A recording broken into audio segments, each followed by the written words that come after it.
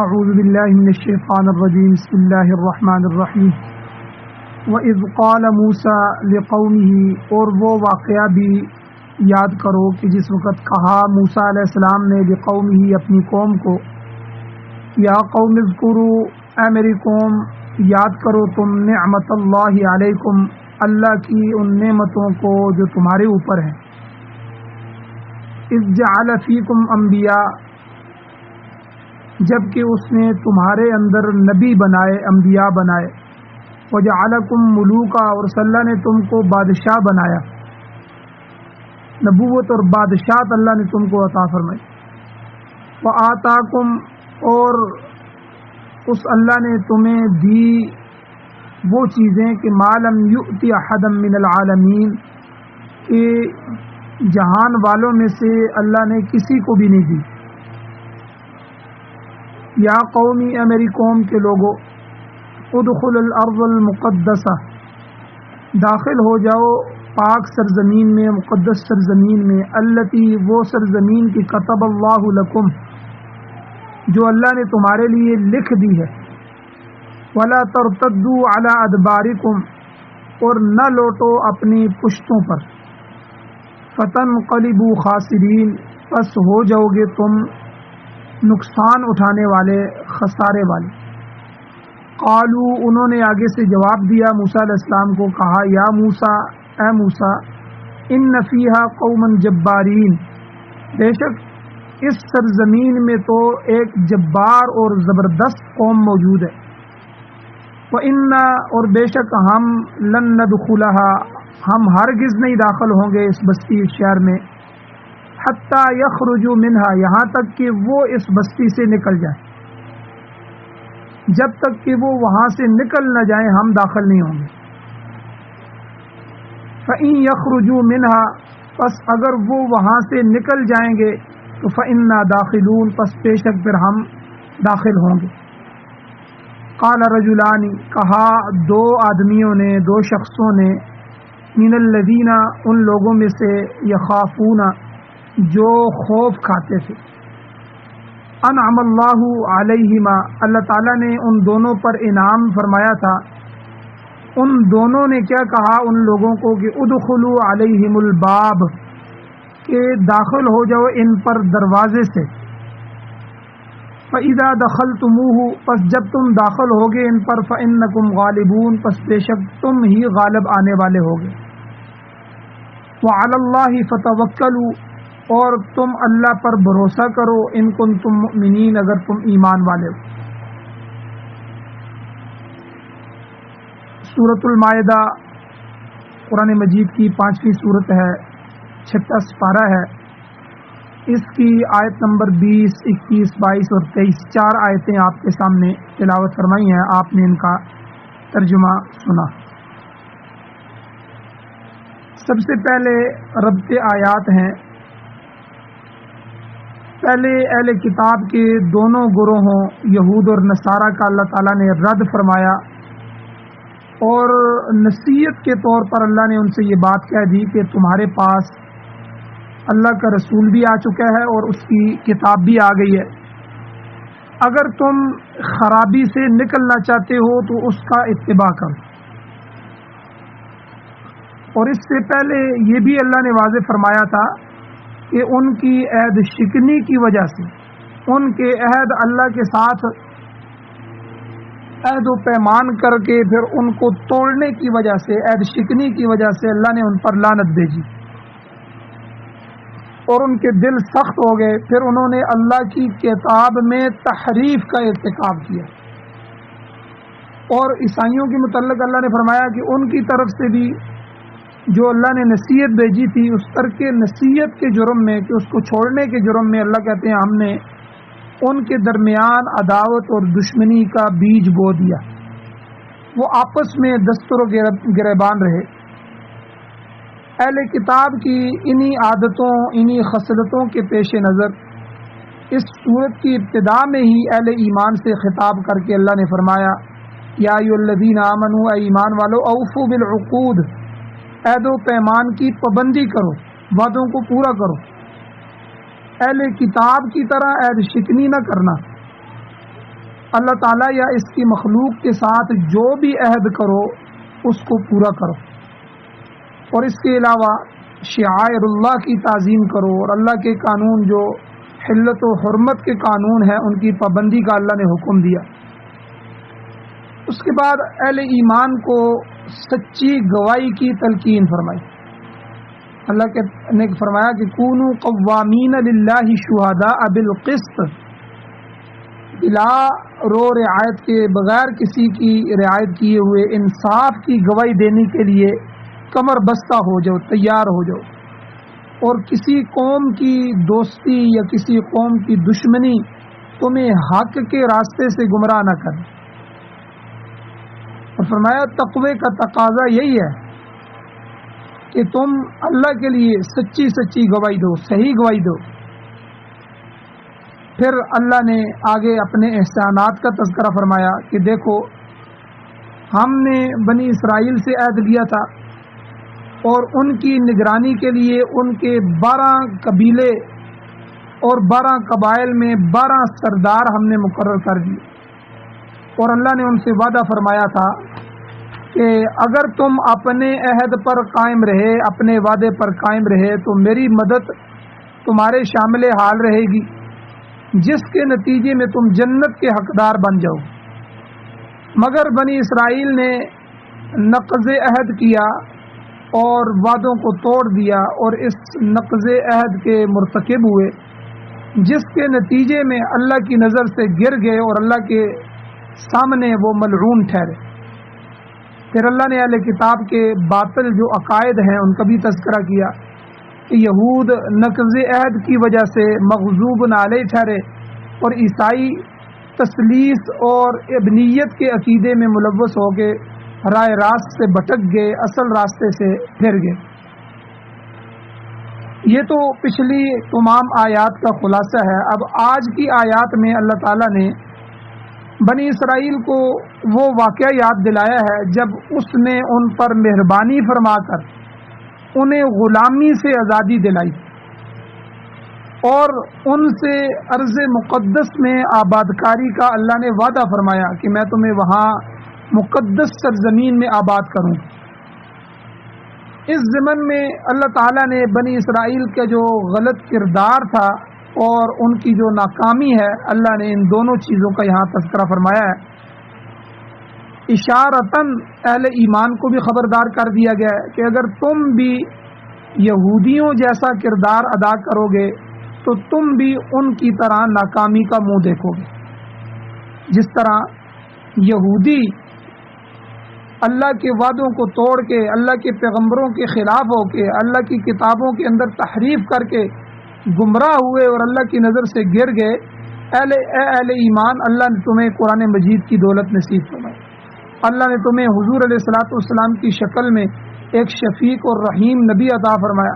اگر تم بھی حضور علیہ السلام کی سنتوں سے منہ موڑو گے، میرے قرآن کو پس پشت ڈال دو گے، تو میں بھی تمہارے ساتھ یہودیوں جیسا ہی کروں گا۔ اسی طرح تم بھی گمراہ ہو جاؤ گے جس طرح یہودی گمراہ ہوئے، اور جس طرح انہوں نے ناکامی کو دیکھا تم بھی ناکامی کا منہ دیکھو۔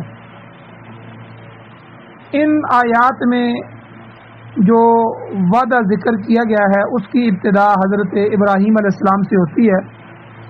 اللہ تعالیٰ نے ان سے وعدہ فرمایا تھا کہ شام اور فلسطین کی سرزمین تیری اولاد کو دی جائے گی۔ آپ کا جو وطن مولودی تھا، جہاں آپ پیدا ہوئے، وہ تو بابل تھا، بابل شہر، جو عراق کے اندر بغداد سے 70 یا 80 میل دور آباد تھا۔ اس زمانے میں یہ وسیع آبادی کا ایک متمدن شہر تھا، وہاں پر عظیم حکومت قائم تھی۔ جب ابراہیم علیہ السلام نے وہاں سے ہجرت کی تو عرصہ دراز تک ان کے ہاں اولاد نہیں ہوئی۔ اللہ تعالیٰ نے آپ کو بشارت دے رکھی تھی کہ تیری اولاد کو بہت زیادہ پھیلاؤں گا، ان کو وسعت دوں گا۔ بلکہ تورات کے اندر جو روایت آتی ہے اس کے مطابق جب ابراہیم علیہ السلام کو آگ میں پھینکا گیا تو اللہ تعالیٰ نے آپ کو تسلی دی کہ اے ابراہیم، یہ لوگ تجھے نیست و نابود کرنے پر تلے بیٹھے ہیں، میری مشیت، میرا ارادہ یہ ہے کہ تیری اولاد کو ریت کے ذروں کی طرح پھیلاؤں گا۔ آپ دیکھیں یہ تورات میں آج بھی موجود ہے کہ جب ابراہیم علیہ السلام کو نار میں آگ میں پھینکا جا رہا تو اللہ کہہ رہے ہیں کہ اے ابراہیم یہ لوگ تو تجھے مٹانے کے لیے نیست و نابود کرنے کے لیے بیٹھے ہوئے ہیں، لیکن میں یہ چاہتا ہوں، میری مشیت یہ ہے کہ تیری اولاد کو ریت کے ذروں کی طرح پھیلا دے۔ شاہ عبد القادر محدث دہلوی رحمۃ اللہ علیہ فرماتے ہیں کہ تاریخ کا طویل عرصہ گزر گیا حتیٰ کہ حضرت موسیٰ علیہ السلام کا زمانہ آ گیا۔ اس وقت اللہ تعالیٰ نے اپنے وعدے کی تکمیل یوں کی کہ بنی اسرائیل کو فرعون کی غلامی سے آزادی حاصل ہوئی اور دشمن یعنی فرعون ہلاک ہو گیا، اور بنی اسرائیل جو تھے وہ بحیرہ قلزم جو ہے اس کو عبور کر کے صحرائے سینا میں پہنچ گئے۔ اس وقت پھر اللہ تعالیٰ کی طرف سے حکم آیا کہ اے بنی اسرائیل تم قابض قوم سے جہاد کرو، جو شام اور فلسطین جو ہے وہ سرزمین ہے تو تم وہاں جاؤ، وہاں جو بھی قوم قابض ہے وہاں انہوں نے قبضہ کیا ہوا ہے اس سے جہاد کرو، تاکہ شام اور فلسطین کی وہ سرزمین تمہارے قبضے میں دے دی جائے جو تمہارے حصے میں لکھی جا چکی۔ تو گزشتہ درسوں میں بھی یہ تذکرہ آ چکا ہے کہ حضرت موسیٰ علیہ السلام نے بنی اسرائیل کے 12 قبائل میں 12 نقیب 12 سردار مقرر فرمائے تاکہ وہ اپنے اپنے قبیلے کی نگرانی کر سکے۔ جب انہیں جہاد کا حکم ہوا تو حضرت موسیٰ علیہ السلام نے انہیں 12 نقیب جو تھے انہی 12 نقیبوں کو، انہی 12 سرداروں کو مقبوضہ جو مقدس سرزمین تھی اس کے حالات معمور کرنے پر معمور فرمایا کہ ان کے حالات معلوم کریں، تاکہ وہاں کے حالات اور قابض قوم جو عمالقہ کی قوم تھی، قوم عمالقہ، اس کی قوت کے مطابق ہم جہاد کی تیاری کر سکیں۔ اور آپ نے انہیں یہ بھی سمجھا دیا تھا کہ تم اس قوم کی ظاہری طاقت اور شان و شوکت کو بنی اسرائیل کے سامنے ظاہر نہ کرنا، ورنہ وہ بد دل ہو جائیں گے، دل کو توڑ دیں گے، ہمت توڑ کر بد دل ہو کر جہاد سے گریز کریں گے۔ حالانکہ اللہ نے اس زمین کی واگزاری کا ان سے وعدہ فرمایا اور وہ اللہ ہمیں ضرور فتح نصیب کرے گا۔ جب یہ لوگ وہاں پہنچے تو قوم عمالقہ کی وجاہت، ان کی طاقت اور ان کی قوت دیکھ کر وہ سخت مرعوب ہو گئے۔ ان میں سے 10 آدمیوں نے حضرت موسیٰ علیہ السلام کی نصیحت پر عمل نہیں کیا اور واپس آ کر اپنی قوم کو اس قوم کی قوت کے ایسے افسانے سنائے کہ بنی اسرائیل ہمت ہار بیٹھے اور انہوں نے جہاد سے انکار کر دیا۔ اگرچہ باقی جو 2 نقیب تھے، 2 سردار تھے 12 میں سے، حضرت کالب اور حضرت یوشع علیہ السلام، انہوں نے حضرت موسیٰ علیہ السلام کی ہدایت کے مطابق ارض پاک کی خوبیاں بیان کر کے قوم کو جہاد پر آمادہ کرنا چاہا، مگر قوم دوسرے لوگوں سے حالات سن چکی تھی، سخت بد دل ہو چکی تھی، لہذا موسیٰ علیہ السلام اور ہارون علیہ السلام کو اس واقعے سے سخت کوفت ہوئی، سخت تکلیف ہوئی، اور اللہ تعالیٰ نے بطور سزا بنی اسرائیل کو حکم دیا کہ اس حکم عدولی کی وجہ سے، اس میرے حکم کو توڑنے کی وجہ سے تم 40 سال تک صحراؤں میں سرگردان پھرتے رہو گے، یتیہون فی الارض۔ تو چنانچہ ایسا ہی ہوا۔ پھر خروج مصر سے جب مصر سے نکلے اس سے 70-75 سال بعد جب نئی نسل تیار ہوئی تو انہوں نے دشمن کا مقابلہ کر کے شام اور فلسطین کا علاقہ فتح کیا، اور اس طرح اللہ تعالیٰ کا وعدہ پورا ہو گیا۔ اگر یہ لوگ ابتدا ہی میں جہاد کے لیے تیار ہو جاتے تو اللہ تعالیٰ ان کی مدد فرماتا اور وہ اسی وقت مقدس سرزمین پر قابض ہو جاتے، مگر اپنی بزدلی کی وجہ سے انہیں 40 سال تک صحرا نوردی اختیار کرنی پڑی، صحراؤں میں گھومنا پڑا، اسی صحرا میں صبح سے شام تک چلتے تھے اور رات کو جب سوتے تھک ہار کر صبح وہ اپنی جگہ پہ پہنچے ہوتے جہاں سے چلے تھے۔ تو 40 سال تک وادی تیہ میں وہ گھومتے رہے، سرگرداں رہے۔ آگے ارشاد ہوتا ہے، اللہ فرماتے ہیں وَإِذْ قَالَ مُوسَىٰ لِقَوْمِهِ، اس واقعے کو یاد کرو جب موسیٰ علیہ السلام نے اپنی قوم سے کہا تھا یا قوم اذکروا نعمت اللہ علیکم، اے میری قوم اللہ کے ان احسانات کو، ان نعمتوں کو یاد کرو جو اس نے تم پر کیے ہیں۔ یہاں مؤرخین فرماتے ہیں کہ اس آیت میں جن احسانات کی طرف اشارہ ہے وہ اللہ تعالیٰ نے بنی اسرائیل پر حضرت موسیٰ علیہ السلام کی ولادت سے 1440 سال قبل کیے تھے، یعنی حضرت موسیٰ علیہ السلام کی پیدائش سے بھی 1440 سال پہلے وہ احسانات کیے تھے۔ پھر جب مسیح علیہ السلام کا زمانہ آیا، عیسیٰ علیہ السلام کا، تو انہوں نے اپنی قوم کو اللہ کے وہ احسانات یاد دلائے۔ پھر مسیح علیہ السلام کے بعد 600 سال کا مزید عرصہ گزر گیا، جبکہ حضور خاتم النبیین صلی اللہ علیہ وسلم کی بعثت ہوئی، آپ مبعوث ہوئے، اور اللہ تعالیٰ نے ان آیات کے ذریعے گزشتہ واقعات کا تذکرہ فرمایا۔ مفسرین اکرام بیان فرماتے ہیں کہ بنی اسرائیل پر سب سے بڑا احسان یہ تھا کہ اللہ نے انہیں توحید پرست بنایا۔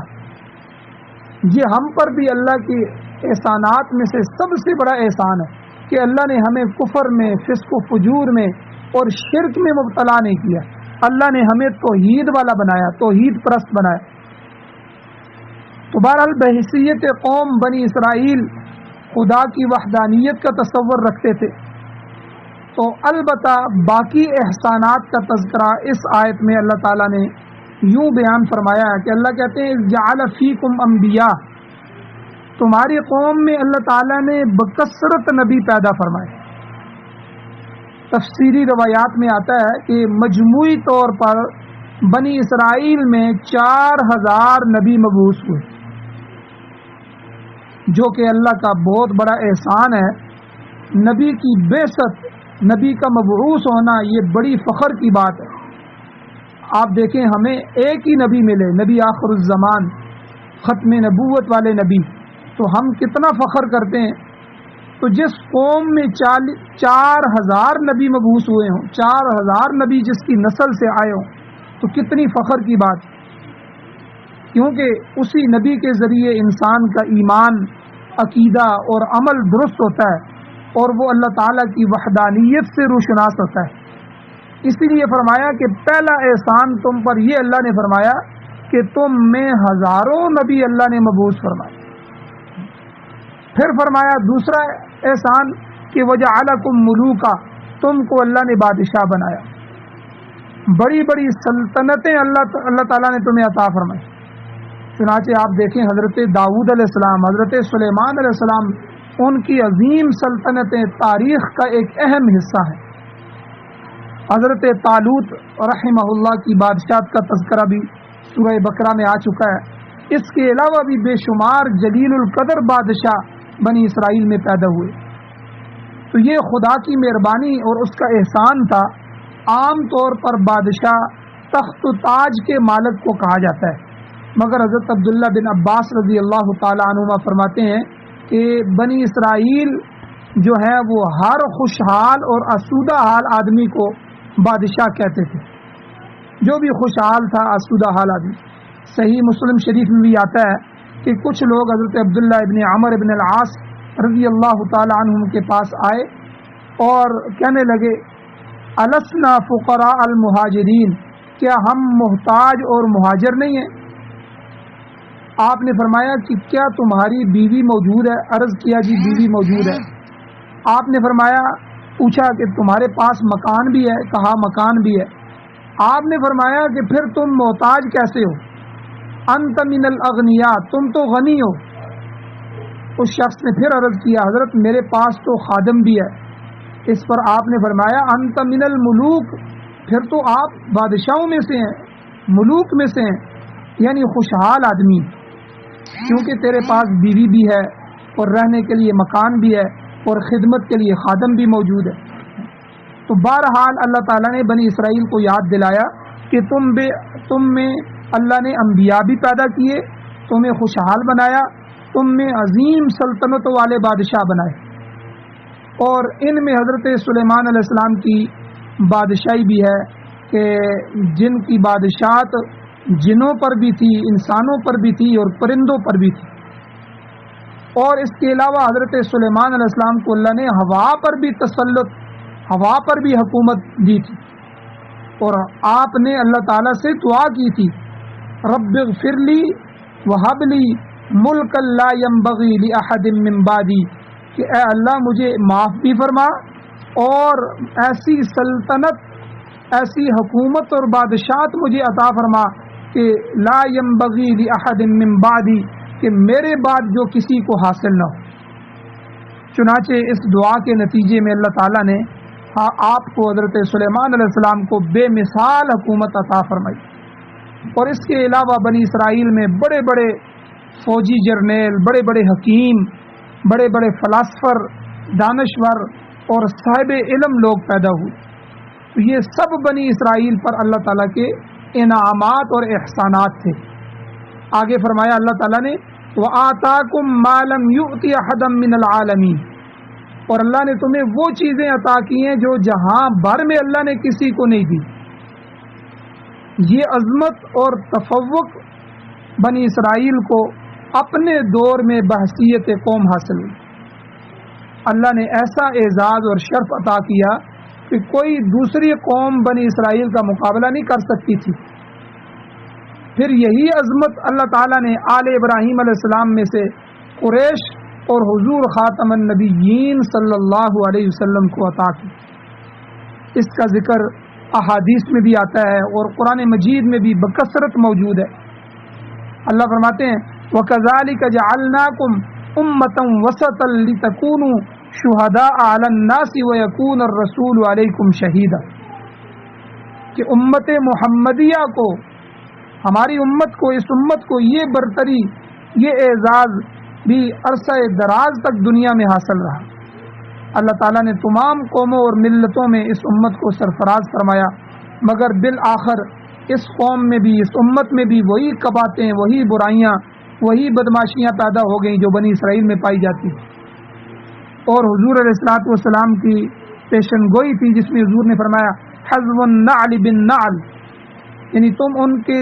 یہود و نصارہ کے جوتے کے ساتھ جوتا، قدم کے ساتھ قدم ملا کے چلو گے۔ یہ پیشن گوئی پوری ہو گئی، آخری امت بھی بنی اسرائیل کے نقش قدم پر چل پڑی، اور آج بنی اسرائیل والی تمام بری خصلتیں اور ذلتیں مسلمانوں میں موجود ہیں،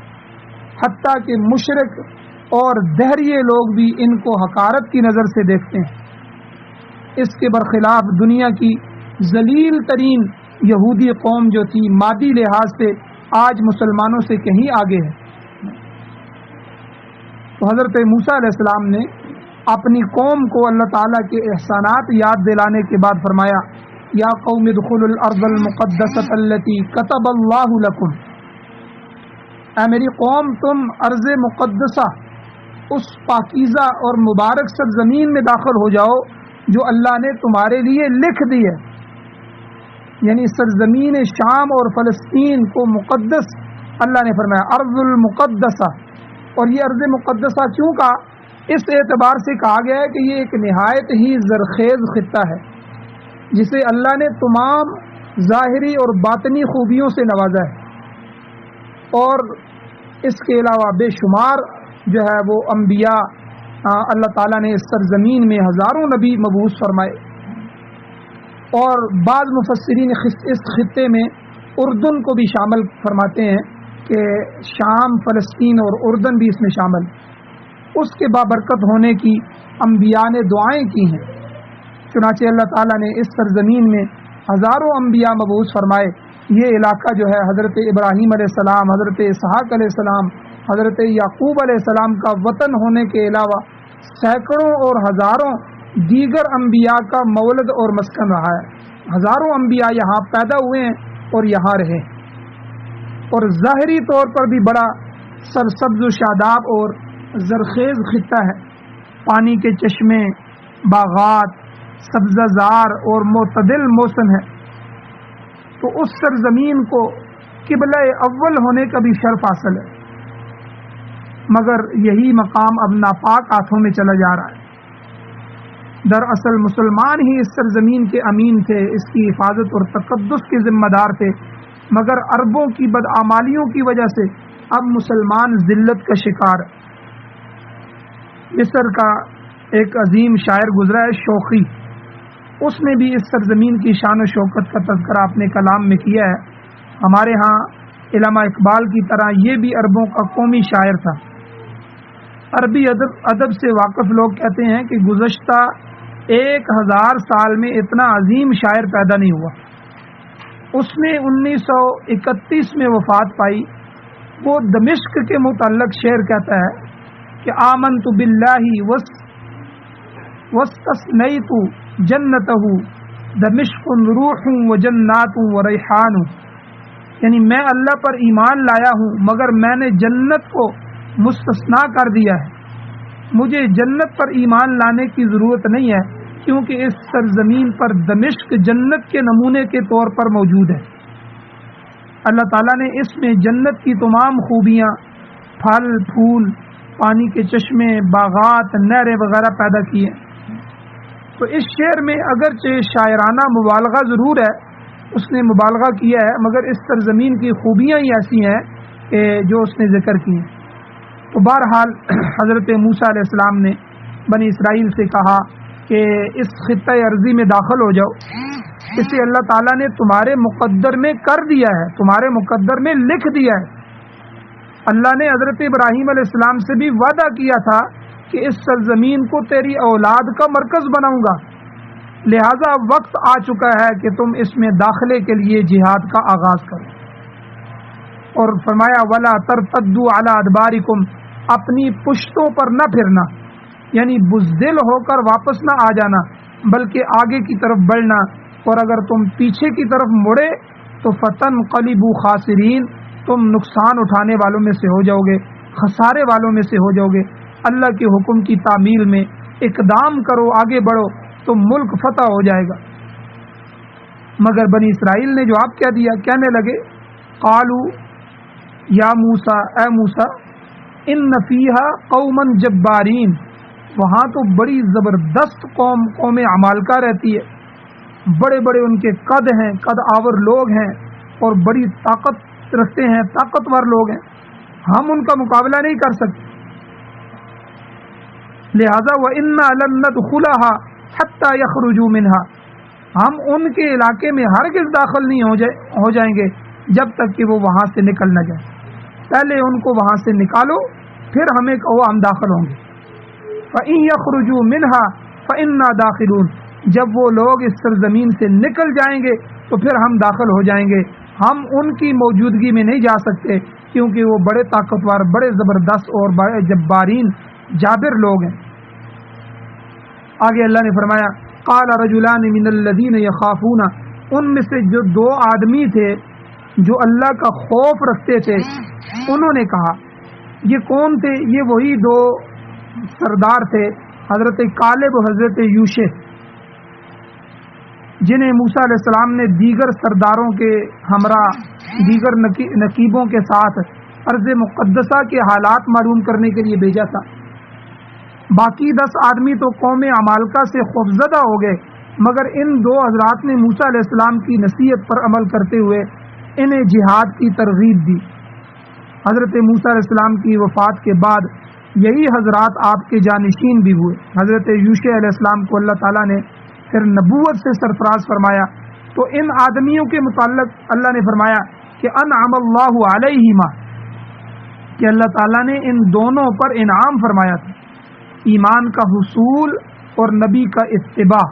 یہ بہت بڑا انعام اور اللہ کا احسان ہے جو ان کو حاصل ہوا۔ تو ان 2 حضرات نے قوم سے کہا کہ ادخلوا علیہم الباب، تم ایک مرتبہ قوم عمالقہ کے دروازے میں داخل ہو جاؤ، فَإِذَا دَخَلْتُمُوهُ فَإِنَّكُمْ غَالِبُونَ، جب تم داخل ہو جاؤ گے تو تمہیں غلبہ حاصل ہو جائے گا۔ ان آدمیوں کی ایمان پر پختگی حضرت موسیٰ علیہ السلام کی تعلیم کا نتیجہ تھا۔ جب اللہ کا نبی فرما رہا ہے کہ یہ اللہ کی طرف سے حکم ہے کہ اس سرزمین میں داخل ہو جاؤ، یہ سرزمین تمہیں دے دی گئی ہے، تمہارے لیے لکھ دی گئی ہے، تو اب اس کی طرف بڑھنے میں کوئی ہچکچاہٹ نہیں ہونی چاہیے۔ جب اللہ نے فتح کا وعدہ کر لیا ہے تو ممکن ہے کہ بغیر جنگ کے ہی فتح حاصل ہو جائے، تاہم ایسے عظیم کام کے لیے پوری تیاری کے ساتھ نکلنا بھی ضروری ہے۔ انہوں نے یہ بھی کہا کہ وَعَلَى اللَّهِ فَلْيَتَوَكَّلُوا، کہ تم اللہ کی ذات پر بھروسہ رکھو، اپنی ظاہری کمزوری کو خاطر میں نہ لاؤ، اسلحہ کی کمی اور اسلحہ کے فقدان سے مت گھبراؤ، بلکہ اللہ کے حکم کے مطابق حملہ آور ہو جاؤ۔ تمہیں اللہ کی تائید اور مدد اور نصرت حاصل ہے، لہذا فتح تمہاری ہوگی۔ اور گزشتہ رکوع میں بھی گزر چکا ہے کہ اللہ نے بنی اسرائیل سے فرمایا تھا کہ اگر تم نماز قائم کرو گے، زکوٰۃ ادا کرو گے، میرے رسولوں پر ایمان لاؤ گے، ان کی تائید مدد و نصرت کرو گے، تو میرا وعدہ ہے انی معکم، میں تمہارے ساتھ ہوں۔ قال اللہ انی معکم، پہلا۔ تو یہاں بھی اللہ تعالیٰ نے فرمایا کہ اگر تم اللہ پر بھروسہ رکھو تو ان کنتم مؤمنین، اگر تم ایمان رکھتے ہو، اور ایمان کا تقاضا یہ ہے کہ اس کی ذات پر مکمل اعتماد کرتے ہوئے اس کے حکم کی تعمیل کر گزرو۔ وہ مسبب الاسباب ہے، تمہارے تھوڑے سے قلیل ساز و سامان میں بھی وہ اثر پیدا کر دے گا، تاہم تمہاری طرف سے تعمیل حکم کا مظاہرہ تو ہونا چاہیے۔ بہرحال ان دو حضرات نے بنی اسرائیل کو سمجھانے کی کوشش کی، مگر جیسا کہ اگلی آیات میں آ رہا ہے، قوم نے حکم کی تعمیل سے صاف انکار کر دیا، جس کے عذاب میں، جس کے نتیجے میں وہ عرصہ دراز تک وطن سے محروم بھی رہے۔ پھر کچھ زمانہ گزرنے کے بعد نئی نسل آئی، نیا خون پیدا ہوا، اچھے شعور کے لوگ آگے آئے اور انہوں نے جہاد کیا، تو اللہ تعالیٰ نے ارض مقدسہ، یہ شام اور فلسطین اور اردن کی سرزمین، اللہ نے بنی اسرائیل کو عطا فرما دی۔ اللہ تعالیٰ سے دعا ہے اللہ ہمیں عمل کی توفیق عطا فرمائے۔ وما علینا الا البلاغ المبین۔